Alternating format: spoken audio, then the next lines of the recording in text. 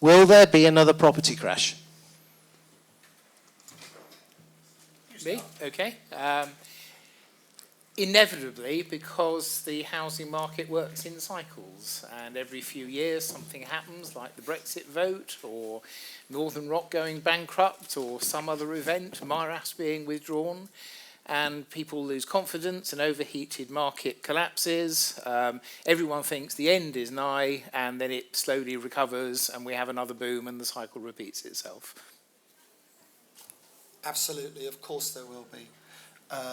There is, on average, a property recession every 17 years. My maths isn't great. I've got an accountant for most of that. 2008, wasn't it? 2000, last one. I've survived 3. So every year now, we get close to another property recession. How bad that is depends on interest rates, which are incredibly low. You know, everybody is totally spoilt with interest rates as they are now. It's madness. I can go and borrow on a buy-to-let mortgage a tracker off NatWest today at 1.6%. 1.6%. Madness. Charlie, for those people that don't know you, you're the MD of Zoopla. What's your thoughts? I don't agree with what's been said, actually. I mean, I've long said that the catalyst for the next serious correction in property will be a change in interest rates. I mean, the reality is, as you rightly said, it's very easy to get long-term money now at significantly less than 2%. I beat you because my buy-to-let fixed is at 1.39. I'm gutted. Which is crazy, but it's, you know, there were a bunch of crazy mortgage deals that were out there pre-recession, the interest rates being corrected. So I know a bunch of people who are paying, you know, base plus 30 basis points, trackers, base plus 40 basis points on long-term trackers. You know, the reality is, there's been lots of reference to it this evening, we've never had it so good in interest rates. And, you know, I think it's the combination of the fact that a lot of our markets have been propped up by buy-to-let landlords, whether internal investors in the UK. Also Help to Buy scheme. Or Help to Buy scheme. Subsidised it completely. There's a bunch of stuff. So, you know, you've got you know, international investors, which Brexit will have an impact on them, exchange rates will have an impact on them. They'll be back if the pound goes where we think it's going to go. Don't worry about that. But, you know, you've got interest rates, you've got end of Help to Buy. There's a whole bunch of stuff that could potentially be a storm. But it's a cycle. I agree with you. They come back. Yeah. Simon? Yeah, so obviously there will be another crash. I mean, it's a question of the universe will one day end, isn't it? But, I mean, I think there's some really important points that are sort of coming out here. What we're still actually in a post-2008 crash economic environment. So what actually has happened, in my view, is that the central banks did a sort of balancing act where they walked across the Grand Canyon with no safety net and managed to get to the other side. And this was done through the use of interest rates, which are now at crazy low levels, not just really good value, but never been seen before. Yeah. So what you actually have now is an interesting situation which you could call an interest rate arbitrage, okay? So the question is this: if you could borrow money at 2% and get a 6% return, how much do you want to borrow? Now, my answer is all of it, okay? The question really has a downside to it, which is how long will this go on? And the answer is, at the moment, forever, because they have no means of correcting this situation. So if you, like me, believe, right, that property is just a, you know, the problem with people having bought property is that they get an emotional connection to it. They think that it's got to be pretty. They think that it's got to be this. But when you're buying it as an investment, it's just a financial instrument, okay? And when you look at it as a financial instrument, and if you're qualified to borrow X amount of money, it's like when I was selling pensions. I would say, this is a government subsidised savings plan, you know? For every pound you put in, someone else is going to put in up to double. How much of that do you want? And the answer is all of it. But we all overcomplicated this so much. So if you believe, like I do, that actually the interest rates are not likely to go up anytime soon, if anything, we're going to go into a deflationary type of environment. What I would say, though, if you're a developer, that's very different. And the people who are going to get into trouble are not you investors out there, particularly with your 2-3% interest rates, it's the developers. And you can't borrow money to develop for less than 6-7%. Even if you're good, you can't do it. And if you're not very good, it's 12-15%. They're the ones who are going to get into difficulty first. And that's what you've got to be careful, because when that happens, it can be a snowball effect. And that's a great point. It's almost like I would love to capture that point in Aspic, yeah? Because what you guys don't realise that, are out there is you're being courted in a way that is completely unnatural, okay? Why would someone charge an experienced developer 6% or 10% and give you money at 1.6? You must have thought, well, this is a bit crazy, right? There's got to be very unfair. There's got to be other forces at work here. Vanessa, what's your thoughts on this? Because they'll only talk forever. Well, I guess forever. what's your definition of a crash? Some people might say that 10% decline in property prices is a crash. Some people might think it's 30. I don't know. I don't have a crystal ball, unfortunately, and I feel that we're in uncharted waters at the moment with all the different mix of things that are coming together with Brexit and so much uncertainty, and it's really, really hard to say how it might pan out. I don't know. I think there is a possibility that there could be a house price correction, but if you're somebody such as myself who has a different perspective perhaps to a developer, I'm a landlord. I've been a landlord for 15 years. I'm in it for the long term, so I'm not selling anything. So if there is a price correction, it doesn't necessarily trouble me. As long as you're not geared up too much. And that's the other thing. If you're geared up 80, 90%, not likely to be on an investment, I agree. But two quick things. One, when you can borrow money at 6 times income, when it goes to 7, I'll tell you what there'll be, a crash. If you look at the car market, when the car market starts to decline, at the moment it's declining, I know, because of diesels and so on, but when it declines, property is the next to go. When cars go up, get back in, because property follows. I think can I just add one thing, Chris? I think that it's something actually that came out of what Steve was saying earlier as well, is that people talk about the property market. I mean, the reality is that we've seen over the last few years, property markets have become more and more hyper-local. So, when you talk about the UK, you can't think of it as a single property market. You've got to think of it as, many hundreds or potentially thousands of local property markets. And they will behave very differently. And frankly, we've seen this over the last few years. The north of England's remained very strong, whereas clearly London and the southeast have been hit much harder.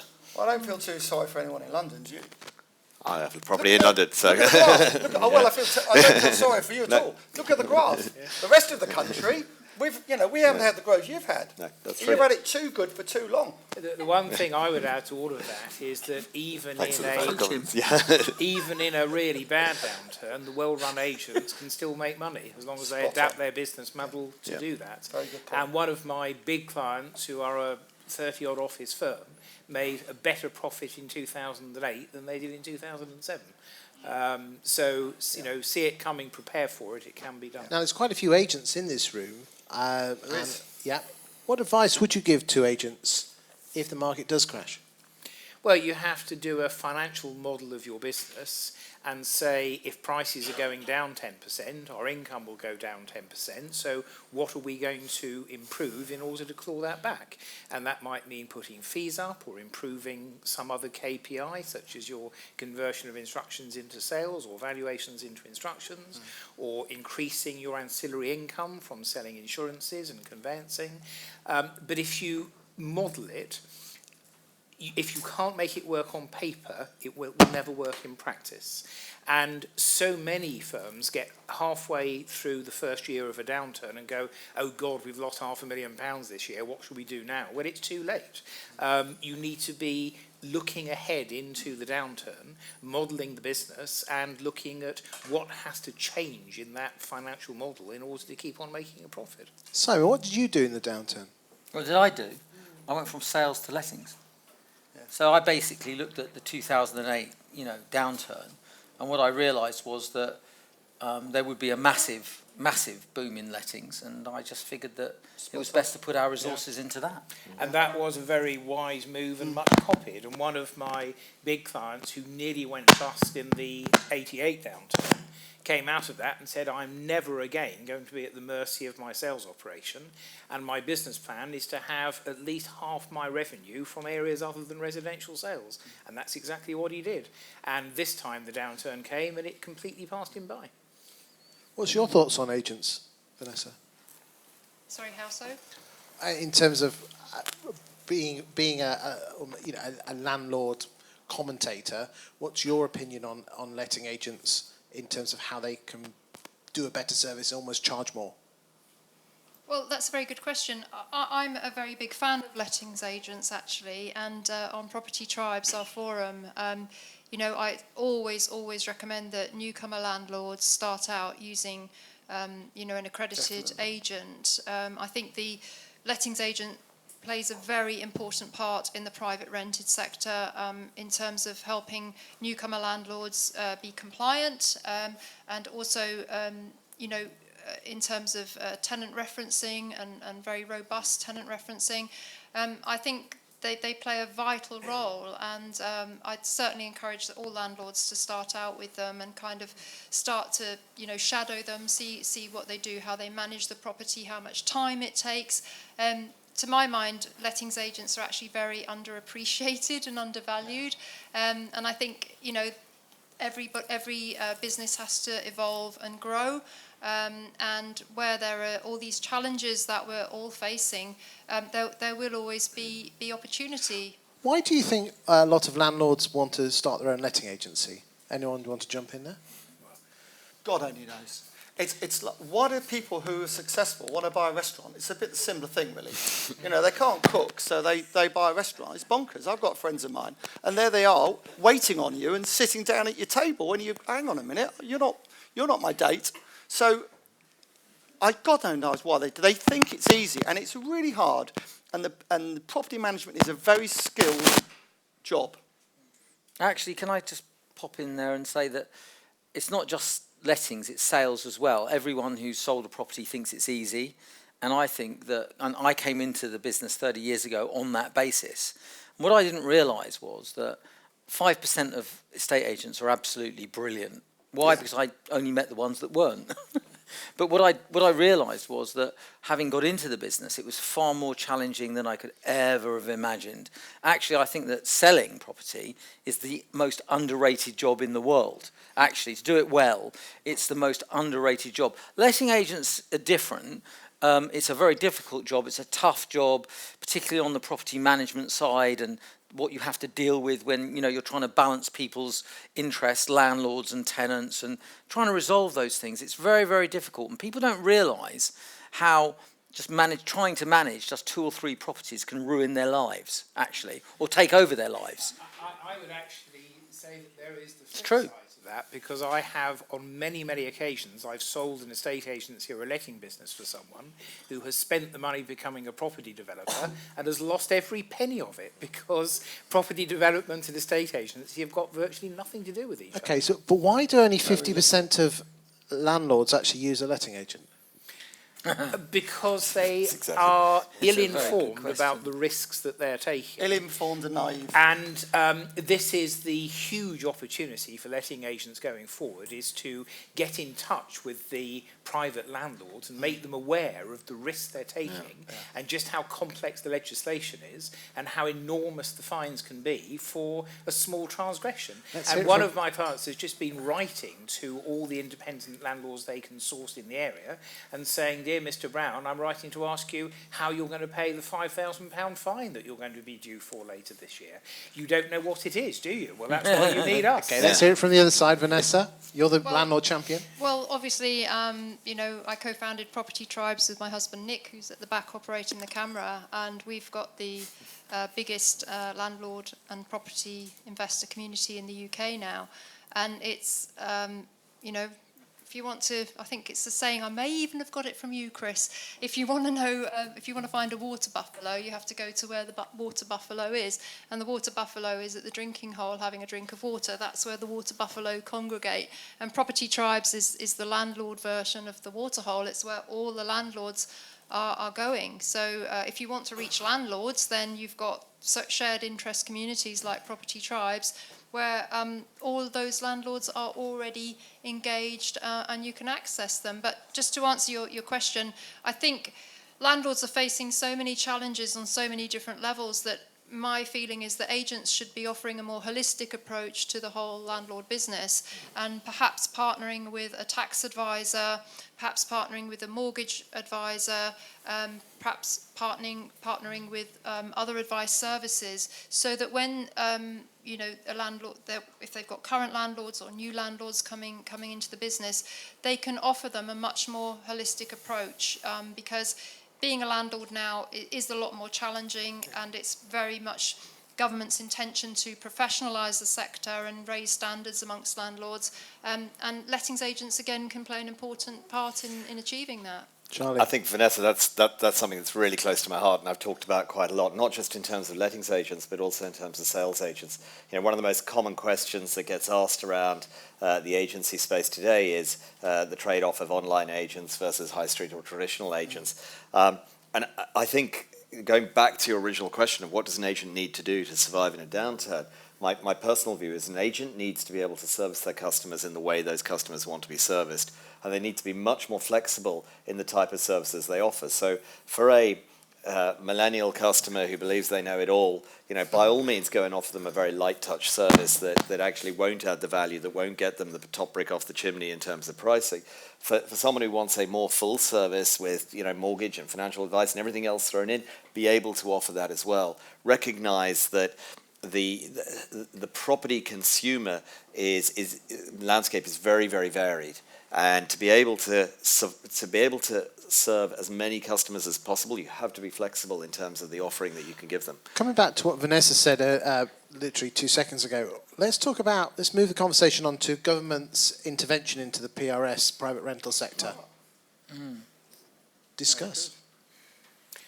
I think it is a coordinated effort to drive out the small landlords and focus rentals in the hands of professionals, by which I mean both landlords and agents, because the government don't want amateurs in the space. They don't want, when someone's boiler breaks down, for the landlord to say, well, I haven't got any money this month, you'll have to wait 2 months while I save up to buy a new one. Those people, they want to drive out, and that's a coordinated attack of legislation, taxation, the level of fines. I don't believe this has happened by accident. Let's go down the line, John. I am staggered, actually, that a Conservative government has brought in so many challenges to the small private landlord. One thing I would say, though, as a landlord of 40-odd years who's had property companies all the way through, and so we've always had unlimited companies, it has been galling and annoying that certain individuals who have got a number of properties haven't been paying their tax properly, haven't paid any tax when they've sold the properties at great profits, have got away with it. And of course, by making everyone or forcing people to have a limited company, it allows them to do regular returns every year, and they know exactly what's happening. And I think there is something to be said. I've been paying my tax for 40 years along with a lot of other people. Why should people get away with it? That's another angle. Charlie? I think net, it's good news for the agent in the sense that, one of the things I was going through in my mind when we were talking a few minutes ago about how do we capture those 50% of landlords who aren't using agents today. Frankly, greater regulation and greater complexity and greater risk and, frankly, tighter margins is going to force them to do it. And I think that can then also help address a lot of those points. I'm amazed it's at 50% still, to be honest with you, because, most managing agents do a good job, and they're not expensive, let's be honest, for what they do. Simon, you're an agent. Let's bring in regulation. So Light blue touch paper. I'm listening to this and actually sort of reforming my views to some extent, actually. But I think that crucially, it's not fair what the government has done. What George Osborne introduced was not fair. Taxing somebody on a loss is not fair.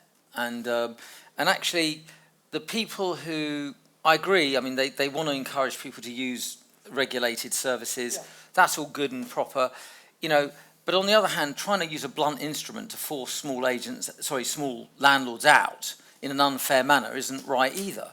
And I think that, but when I look at it, the conflict I've got is that the 50% of the I'm sorry about the private landlords here who do it themselves, yeah? But I'm afraid that most of the problems in the sector, when it comes to tenant problems and all of that, are caused by the private landlords, not by the agents. And actually, the poor quality stuff that the government's trying to get rid of is all in that place, and yet they have aimed their regulatory gun, you know, at the bit that is actually doing quite a good job.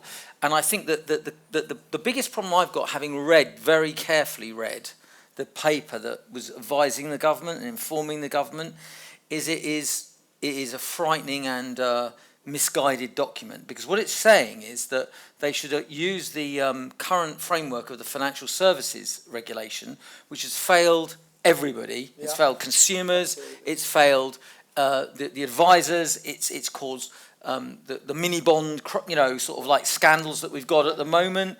It's taken an industry of 200,000 salespeople down to 10,000. Yeah, that is and to aim that and that same regulation, it's a hammer to crack a nut. And the way that I've gone about this a lot actually, and I've written a lot about it, and so it's a bit sort of, you know, repeating old stuff. But of course, you know, when you look at the damage that will be done. And the trouble is most agents don't know what's coming down the line. So I used to say, well, what the government did in financial services was like regulating car salesmen, but leaving the cars unregulated. Yeah. So even if the steering wheels are on back to front, it didn't really matter. But they regulated the car salesman. And that's what they are now going to do to the estate agents if we're not careful. So I'm all in favour of a driver's licence-like qualification that you take. You maybe have 2 years to get it. And then if you want to become a businessman in your own right, you have to take an additional qualification. That's fine. That will be okay. Similar things happen in America. But what they're suggesting is nothing like that. It's so much more intrusive. So we have to try and fight that. Vanessa, do you want to add anything? Well, I do agree that the intention is to professionalise the sector and raise standards, and you know, that's very laudable goal. Unfortunately, the private rented sector is a very, very complex and fragmented space, and the government has, I call it tweaking levers that have a knock-on effect somewhere else in the sector that they didn't consider. And the biggest issue for me is it's all fine and dandy having all this regulation. Unfortunately, there's a complete lack of enforcement of it, generally speaking. So the good landlords are penalised more to, you know, to deal with more red tape and whatnot. But the criminal landlords, and that is the correct name for landlords that don't offer safe and compliant homes for tenants, they fly under the radar and they carry on, and the government hasn't got enough enforcement in place. So every time they add another layer of legislation or regulation, it's actually penalising the good people who incur more costs to become more compliant, whereas the criminals and the rogues just carry on regardless. Okay, next question. Half the people in the room here are agents, so this is one for the agents of you in the room. I have some very strong opinions on the online versus high street agency business model, and I've actually gone on record to say that isn't actually the biggest argument. The biggest argument is whether we are going to be going to more of a self-employed model. Discuss. The online model I predicted would fail when it started all those years ago, and most of the things I said then have come true. You cannot make money out of charging the level of fees that they were charging. And if you do a financial model, it ends in a loss every time. So there was only one way that was going to end. They'd either go bankrupt or they would establish a brand and then start pushing the fees up. And saying, well, if you want this service, it's extra, and if you want that service, it's extra, and you know, if you want us to register applicants, then that will be extra, and if you want us to do sales progression, that will be extra. And when you add all the extras on, you'll pay much the same as you did for an ordinary agent. So the online model has failed, but what we can all learn from it is how good they were at online marketing and how dreadful most high street agents are at online marketing. And if you put in to Google estate agents in any town of your choice, then Purple Bricks come up number one, and the reputable agent that's been trading there for 30 years and do a fabulous job appears on page 3 or something. That's partly because of the money they're throwing at it. No, it's not Yeah. money. And those It's lack ghastly of adverts. lack of expertise in how to use Google properly, and with quite small amounts of money, you can have a good website and a good landing page. With quite small amounts We of all money, look the same, you know. don't we? We all go the same. We all go on Rightmove. And we can all learn a lot from what Purple Bricks have done in Purple that Bricks respect. have thrown a lot of money at it. Money Yeah. that isn't theirs, by the way, to throw at it. But So but let's it's be honest. only part of what It has is only caused them part. their Yet success. Yopa have thrown And you're just as talking much. well, you're talking to someone here who bought Auction House UK in 2000, in the recession 2009. We grew it from 7 licenses to 42, and we sold our shares last year. We also bought Fine and Country in Norfolk during that same time, that recession as well. So there's no way. Online auctions, by the way, aren't working, and online estate agency are not working either, and they will not do so, because it's all about personal service on the whole, and it's such a big amount of money. It's such an important thing for people to sell. So what about the Gotta get Keller it right. Williams? What about, because that's what you were indicating. So there's a hybrid type The model US where style. it's like the, huh? All the US stuff. Yeah. Keller So Williams, how do you etc. feel about that? Because that's like what Well, you're saying is going to be good, right, We've Chris? tried, what we've done is, with Fine and Country, we've tried to come up with self-employed, because it's great to have a self-employed lister who doesn't get paid anything unless they're successful. We love that. Yeah, good listers make awful business generators. Yes. It's very, very difficult to find those types of people out there. And I think that's why in the UK it won't work, because in America the commissions, and Australia are huge commissions. Charlie, you're MD of Zoopla. Yeah. Listen, I may go back to what I said earlier, which is I think this differentiation between online and traditional agents will begin to blur. It'll be about. Well, you shouldn't support them in the first place, of course. Online agents. That's a big debate. Well, no, At the end- well, let's talk about it. Let's talk about it.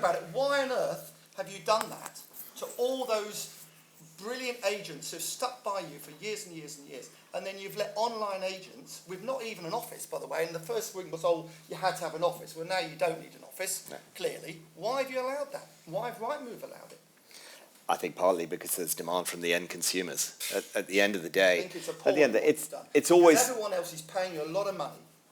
yeah, but it's all. Let every agent down, in my view. It's always a tight line for anyone who's in any classified site, whatever sector you're in. You're in a two-sided marketplace. You've got to service the agent, but in order to service the agent best, you've got You to look deliver. after the people who've looked after you in business, Let- and you haven't done that. Hang on, let me answer the question first, and then I'm very happy to listen to the second half of it. But the You're glad reality you came is, tonight, aren't you? I'm delighted I came tonight. No, the reality is this: in any marketplace business, you've got to service both sides. We could do the best job for every agent in town, but unless we're delivering those consumer eyeballs, unless we're delivering those vendor leads and those applicant leads to you, we're not doing the right thing by the agent. And unfortunately, if a consumer therefore demands to see the very large number of properties which are now in the hands of online-only agents, we need to ensure that those eyeballs are also coming to the site in order that they can also deliver leads to traditional agents. And that's the reality. It's not an easy one. That's a great answer. That's a very good answer. Are you I don't buying agree it? with it. Well No, that's it, done. you're not buying it. We're not going to buy it, but I Good think answer. listen, from my perspective, the real damage that online agents have done is push commissions down across the whole industry. And you mentioned it in the context of the US and in Australia and other places. I mean, my parents live in Spain. They've just sold their place.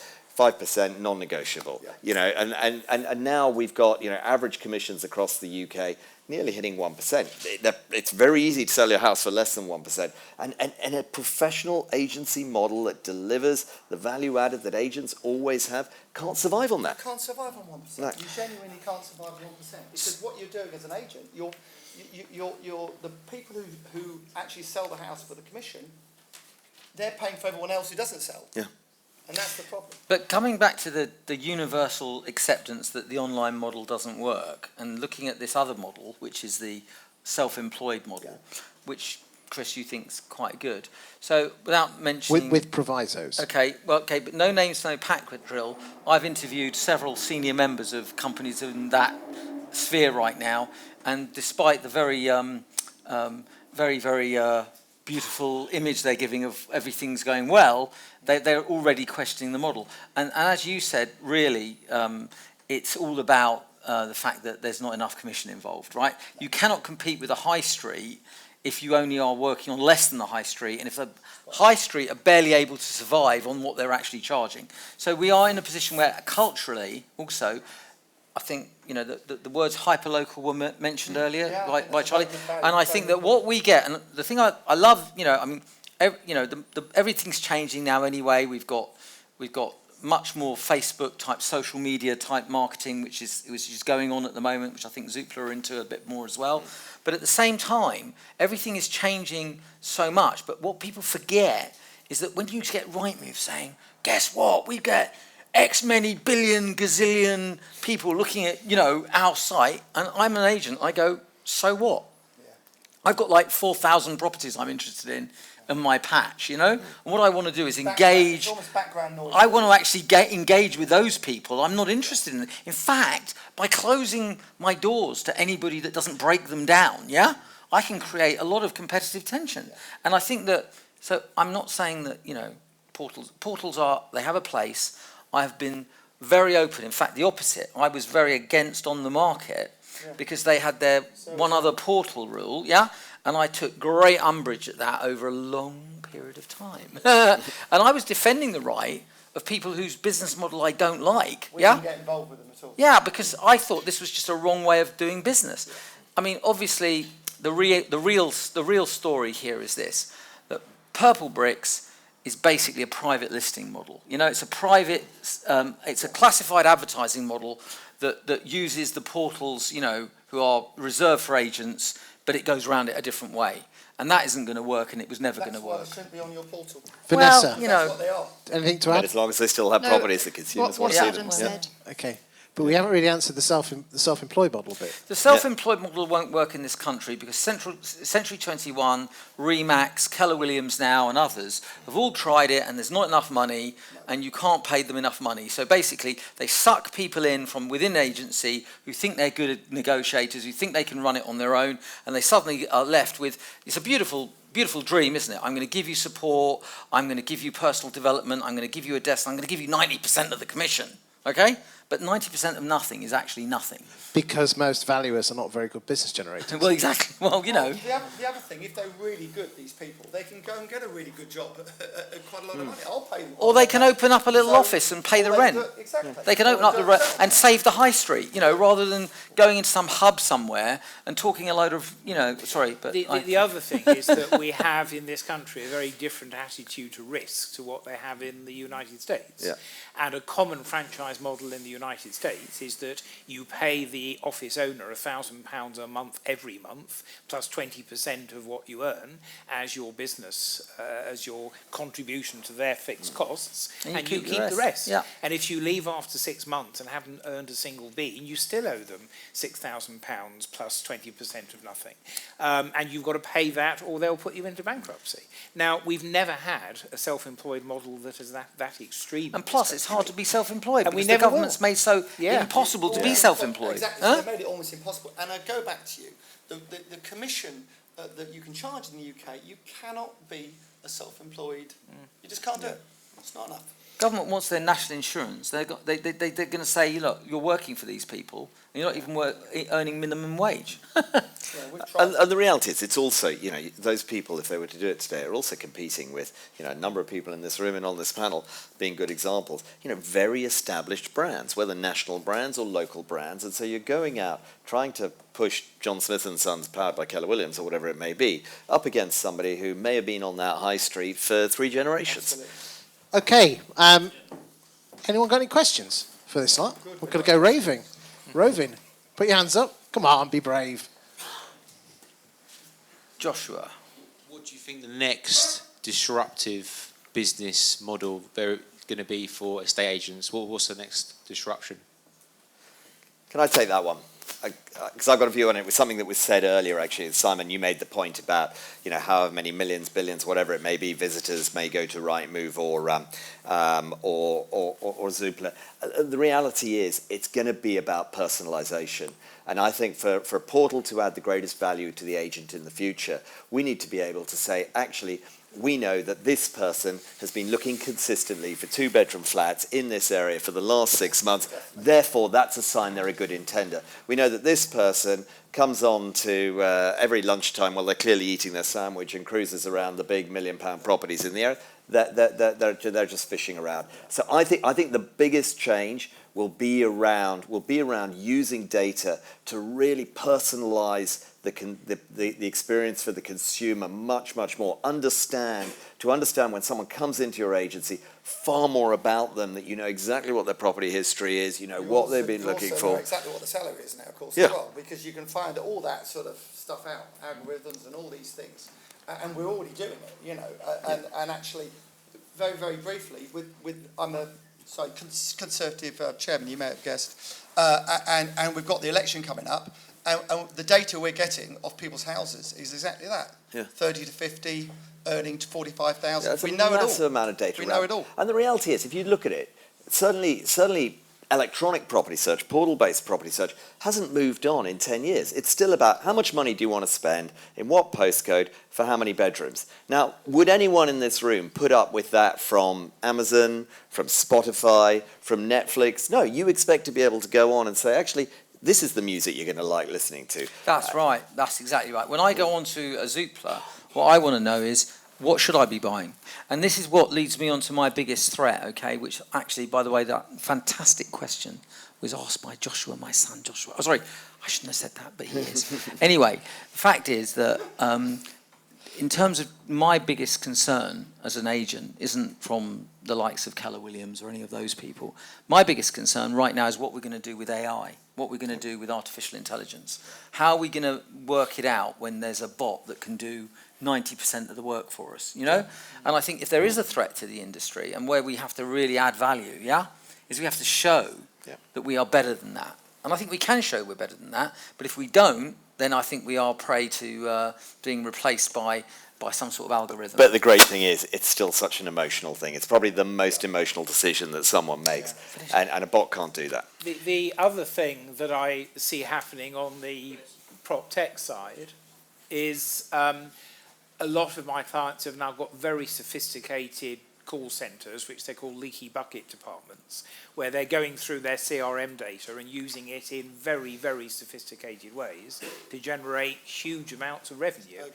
And it's something that most high street agents have not yet understood the importance of. I mean, the place I was with the other day are bringing in 300 grand per salesperson from CRM. Right.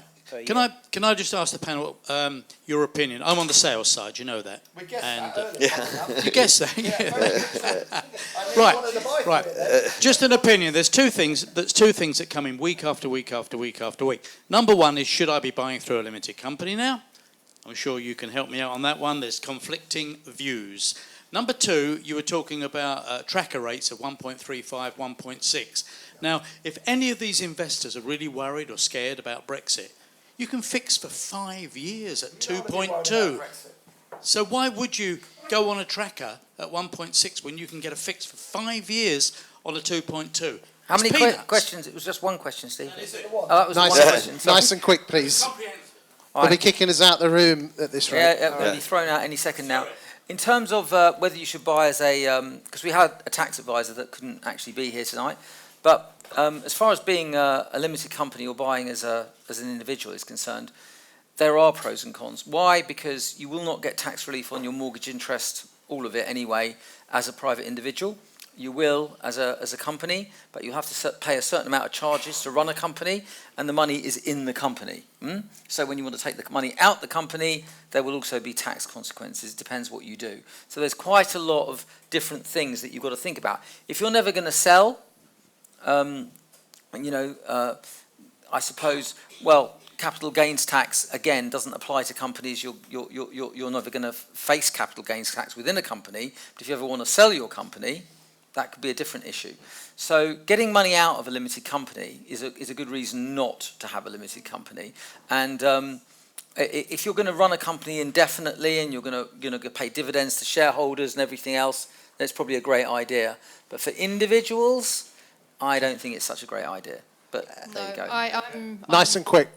Sorry, Nice and quick, because otherwise they'll be kicking us out. I'm not a fan Switching of the it lights off. Sorry? No, I was just going to say I'm not a fan of it. I've got 20 odd properties in around the country, and I've looked into it myself and run all the numbers, and it works better for me to stay as a sole trader. Thing about taxes, it's not one size fits all. You need to get specialist advice, and there is actually a tax expert here.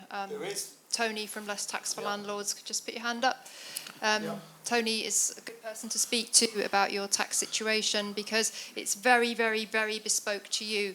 And there's all sorts of different strategies that can actually be quite overwhelming, and you need to actually crunch the numbers. Make it quick, sir. We haven't talked about the abolition of Section 21. Section 21.